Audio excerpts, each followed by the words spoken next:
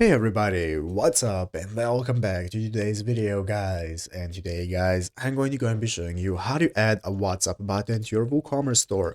This is a very simple thing to do, so make sure to watch this quick and easy video till the very end, follow my steps correctly, so you can make sure that this works the same for you and you can do this yourself. But yeah guys, let's get straight into it.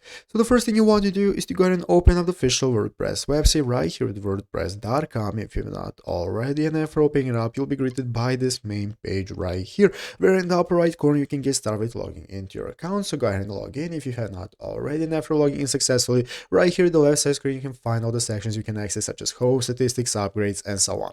So let's go ahead and take a look at how to get started with adding the WhatsApp button to your WooCommerce store. Here in the WooCommerce section, we can take a look at starting a new store if you do not already have one, and if you have already created your store, you'll be able to access it from here. You can take a look at all the settings and info. So basically guys, before you used to have a plugin, so if you open up the plugin section right here at the left side screen, you will open up the plugins marketplace where you can find all the plugins for a website that you can use, and what you could do is search for WhatsApp. So before guys, we had a WhatsApp plugin that enabled us to easily integrate WhatsApp into your WooCommerce store so that everybody would be able to contact us. But guys, that plugin doesn't exist anymore. So now we have two solutions guys. You can either go ahead and use this option right here, such as social chat, that's going to enable you to go ahead and use the social chat plugin to add a click to chat app button for your WhatsApp chat to your WooCommerce store. This is now what everybody is using guys. So you can install the plugin by clicking the install option right here that's going to appear. Clicking the install option is going to add it to your WooCommerce store. So by integrating it into your store,